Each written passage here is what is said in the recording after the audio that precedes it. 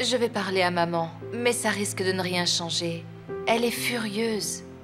Mais je ne peux pas lui en vouloir. Surtout avec tout ce qui est en train de se passer autour d'elle et de mamie. Je sais que c'est difficile pour toi. D'autant que toute cette histoire affecte aussi les Bermudaises. C'est vrai que c'est dur. Mais on est du côté de la vérité. Je défendrai ce qui est juste. Elles faisaient partie de ma famille. Mais si elles sont reconnues coupables de quelque chose, si elles ont participé à cet horrible trafic d'êtres humains, c'est terrible, mais elles doivent payer. Désolée, Erika. Mais j'espère vraiment que tu as tort et qu'elles sont innocentes. J'espère qu'elles disent la vérité et qu'elles n'ont rien fait de mal. Je comprends très bien, Carrie. Mais il faut que tu te prépares. Parce que ce n'est pas le cas, malheureusement. Ça fait mal. Je les aime tellement, Erika, tu sais. J'aime maman. Et j'aime mamie. C'est tellement dur.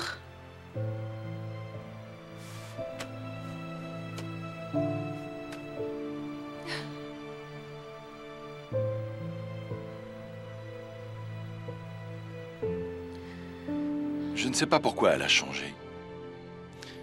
Depuis que je suis avec elle, c'est la première fois qu'elle est comme ça. Elle n'est pas du genre à s'en prendre aux autres ou à accuser les gens à tort. Moi non plus, je ne comprends pas ce qui a pu se passer. Pourquoi elle ne veut pas admettre que c'est dans sa tête, qu'il n'y a absolument rien entre nous? J'imagine que c'est parce qu'il m'est arrivé de la tromper. Je ne lâcherai rien jusqu'à ce qu'elle décide enfin de me pardonner. Je veux réparer mes torts, tu comprends? C'est bien, Norman.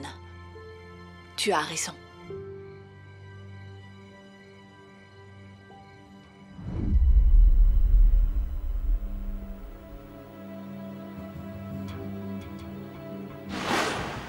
Oui, je ne t'ai peut-être pas mise au monde, mais tu es ma fille unique. Et je t'aime de tout mon cœur. Je serai prête à tout pour toi. Tu resteras ma fille, quoi qu'il arrive. Tu veux vraiment connaître la vérité? Oui. Oui. On était médecins au Paraiso avant. C'est vrai, Carrie. Maman a été engagée comme médecin au Paraiso. Mais on ignorait qu'ils étaient impliqués dans le trafic d'êtres humains. Tu veux vraiment partir? Vas-y. On va voir combien de temps tu vas réussir à tenir quand tu seras là-bas. On va voir si tu arrives à t'en tenir à ta décision jusqu'au bout.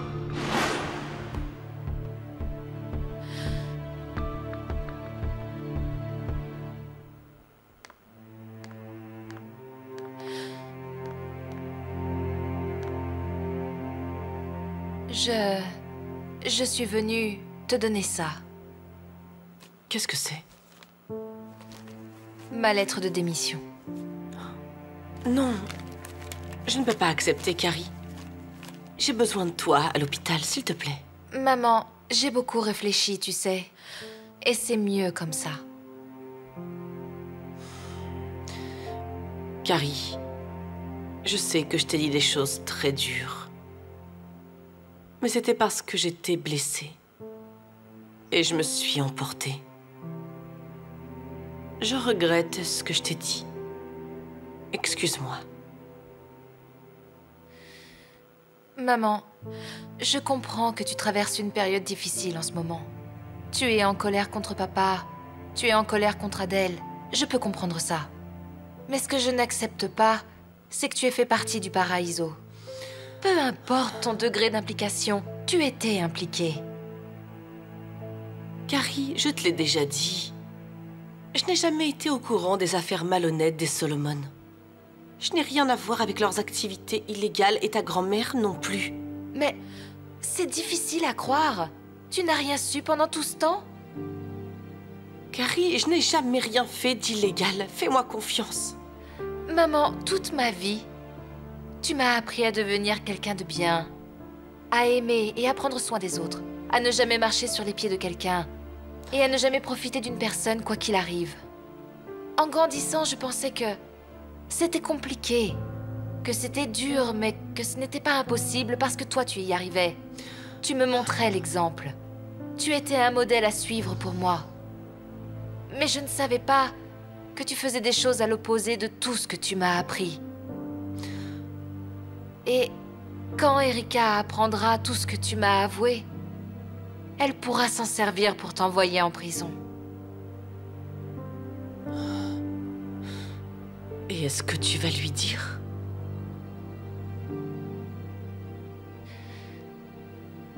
J'aime Erika. Et je veux vraiment l'aider. Mais je t'aime aussi. Et je ne veux pas être la personne qui va t'envoyer en prison, d'accord? Donc je ne vais rien dire. Je ne parlerai à personne de tout ce que tu m'as dit l'autre jour. Mais je pense que je ferais mieux d'arrêter de travailler ici. Carrie. Carrie, s'il te plaît. Je t'en supplie, ne quitte pas l'hôpital. On m'a déjà enlevé le droit d'être ta mère. Tu es partie de la maison et tu habites avec Adèle. S'il te plaît, ne quitte pas l'hôpital maintenant. Reste ici, s'il te plaît. Parce que c'est le seul endroit où je peux encore avoir un lien avec toi.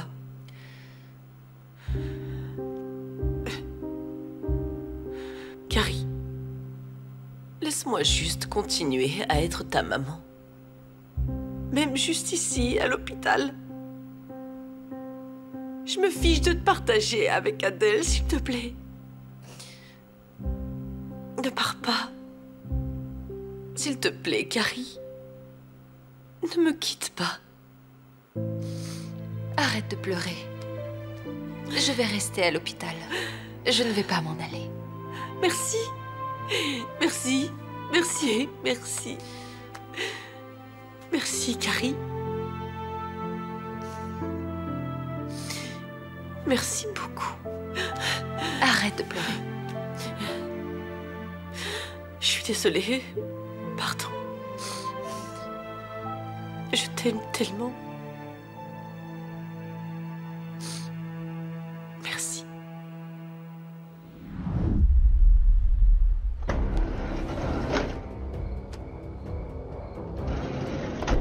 Je suis soulagée que tu m'aies répondu. Les Solomon m'ignorent. Attends, pourquoi tu m'as appelé? Qu'est-ce que tu veux? Des nouvelles du grand patron? J'avais raison, c'est ça. Tu sais quelque chose. Où est-ce qu'il se trouve? Autant que tu ne saches rien. Si tu tiens vraiment au grand patron, tu dois absolument me dire où je peux le trouver. Il faut que je le prévienne. Le prévenir? De quoi? Dis au grand patron d'appeler toutes les personnes dans le carnet immédiatement, parce que le NBI va arrêter tout le monde. Donc, après toutes les choses horribles que Carrie a pu te dire, tu l'as quand même supplié de rester à l'hôpital? Maman, Carrie est partie de la maison. Je pense que ça serait trop dur à supporter si elle arrêtait de travailler à l'hôpital après ce qui s'est passé. Je n'arriverai pas à m'en remettre si je perds définitivement Carrie. Vraiment? On dirait que tu t'es attendrie ces derniers temps. Tu as l'air d'oublier tout ce que cette famille a pu te faire subir. Carrie n'a rien à voir avec ça, maman. Je sais que c'est la fille d'Adèle. Mais je ne peux pas m'empêcher de la traiter comme si elle était ma propre fille. Je suis devenue mère grâce à Carrie. Je l'ai élevée et aimée. Et ça ne changera jamais, même si on n'est pas de la même famille. Alors, qu'est-ce que tu vas faire maintenant? Tu vas peut-être la supplier de revenir à la maison, n'est-ce pas? Adèle m'a fait comprendre ce que ça fait de perdre un enfant. Donc je vais lui faire subir exactement la même chose. Parce que je vais lui reprendre Carrie. Vraiment?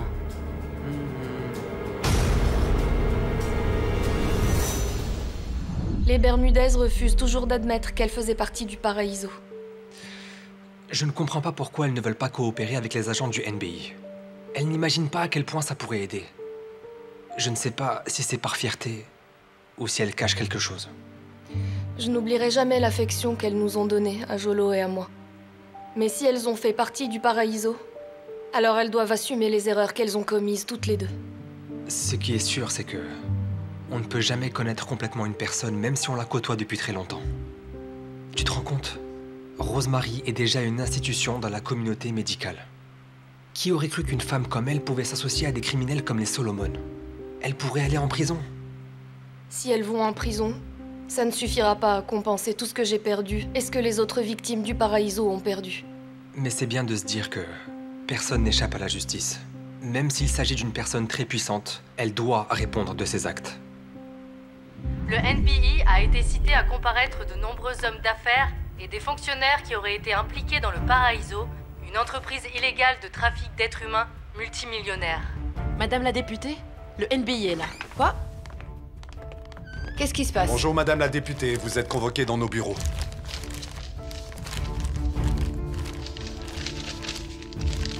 Daisy? Oui, madame. Appelez mon avocat. Oui, madame. Le NBI a découvert les noms des suspects dans un carnet répertoriant toutes les transactions du Paraíso. D'après les agents du NBI, Donc c'était vous la taupe. l'enquête se poursuit. Vous êtes une honte pour cette institution. Emmenez-le. D'autres arrestations devraient avoir lieu dans les prochaines 24 heures.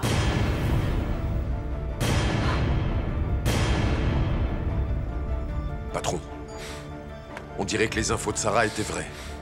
Mais il est trop tard! Je n'ai pu prévenir que quelques personnes. Mais au moins on sait que Sarah nous est toujours fidèle. Papa? Papa? Papa, reste allongé! Ne bouge pas pour l'instant. Où sont ces médicaments? Apporte-les. Papa, tes blessures se sont infectées.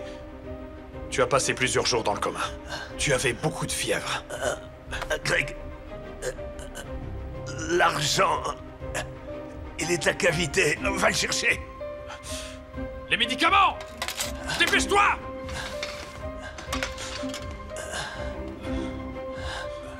Greg, je n'en veux pas. Enlève-moi ça tout de suite. Papa, ce sont les ordres de Rosemary. Je n'en veux pas. Je sens que ça me rend moins alerte. Je dois rester conscient pour réfléchir. Il va nous falloir un plan pour réussir à se sortir de tout ce bazar. Dis-moi ce qui s'est passé pendant que j'étais dans le coma. Dis-moi.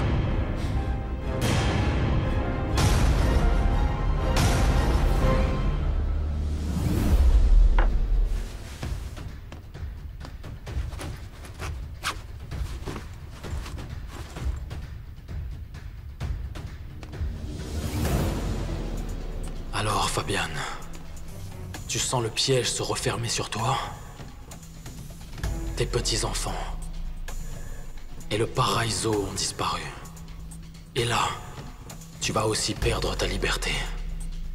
Tu es sans doute en train de perdre la tête à chercher qui a pu te faire ça. Attends un peu de me rencontrer.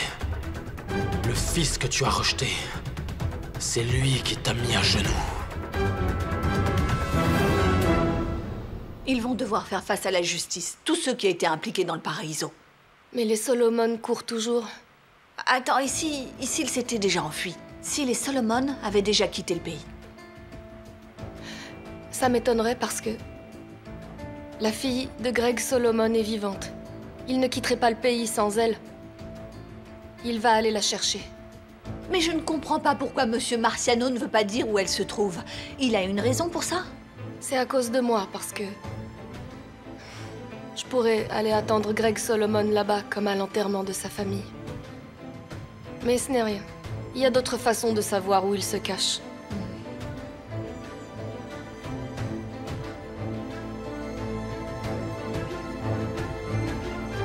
Oui, merci. Maman. Quoi? Ils arrêtent toutes les personnes liées au Paraíso, une par une.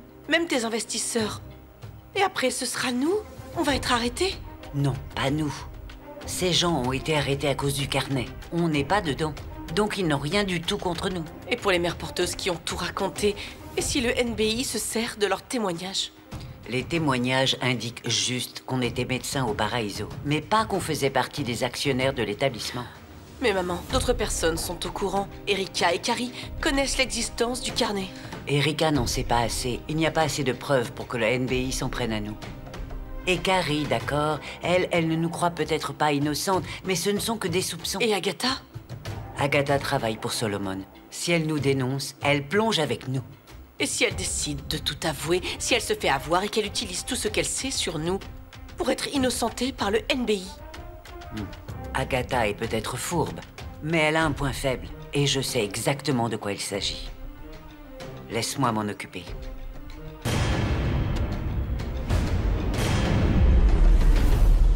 Au fait, les jouets de Jolo sont là-bas, et ses dessins aussi, ok?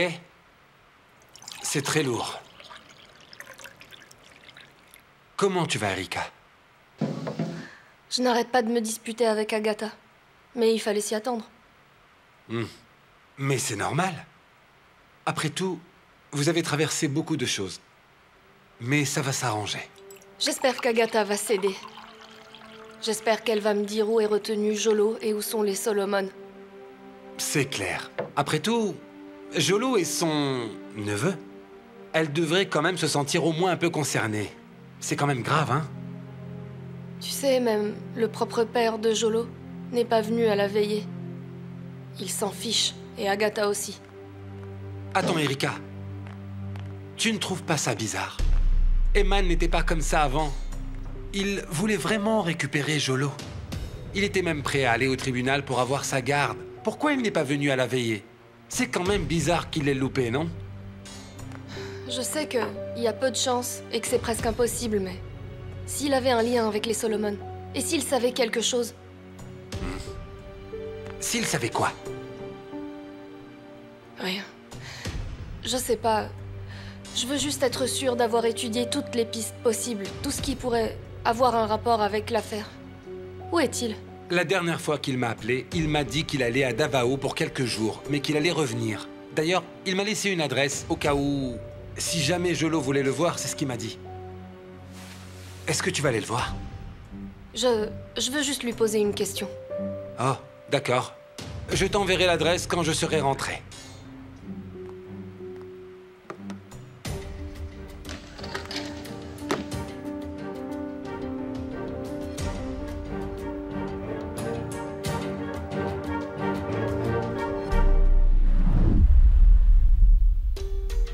Erika, Monsieur Marciano nous a autorisé à assister à l'interrogatoire, à condition qu'on ne fasse rien du tout.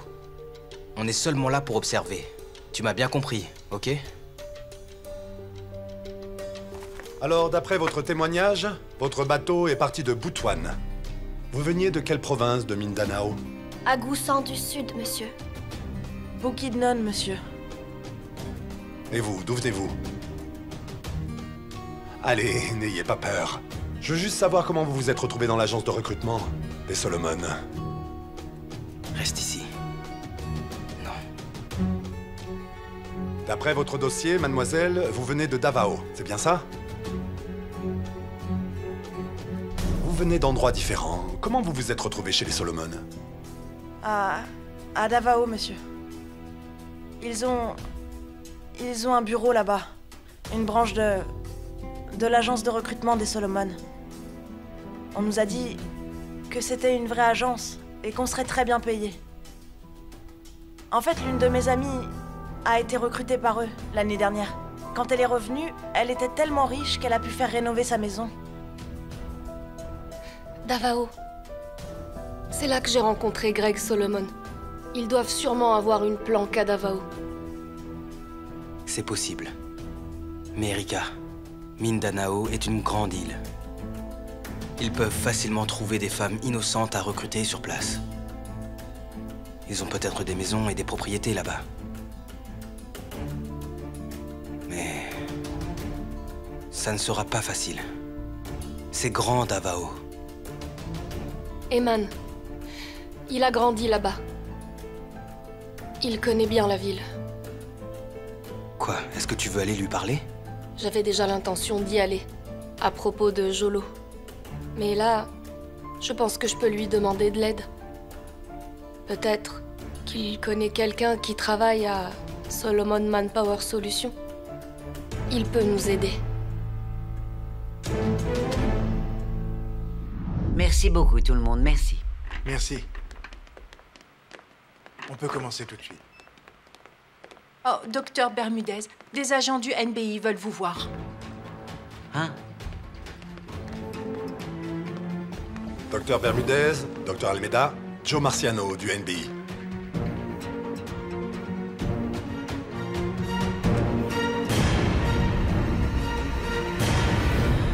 Bien sûr, je vous connais, Joe. Je sais qui vous êtes. Ne vous en faites pas, on n'est pas venu ici pour vous arrêter.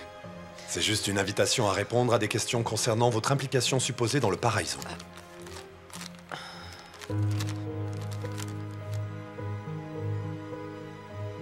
Une citation? Maman? Lana, appelez nos avocats, ils sauront quoi faire. Oui, docteur. Merci.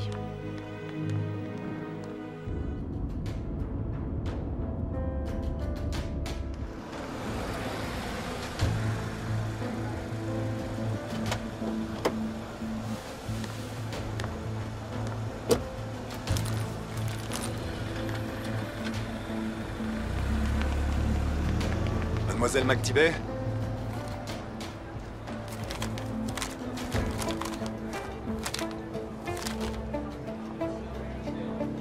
C'est une copie de la déclaration sous serment d'Erica Almeida.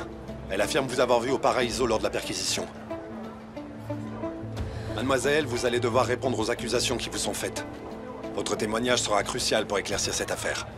Je ne ferai pas d'histoire si j'étais vous. Venez, mademoiselle. Je vous interdis de me toucher. Ça va, c'est bon, je vais vous suivre, ok? Allez, on y va. T'es vraiment déterminée à m'attirer des problèmes, Erika. Je ne suis pas morte dans l'explosion, alors. Tu veux me renvoyer en prison, c'est ça? Ma patience a des limites. Tu vas me le payer très cher. Mademoiselle,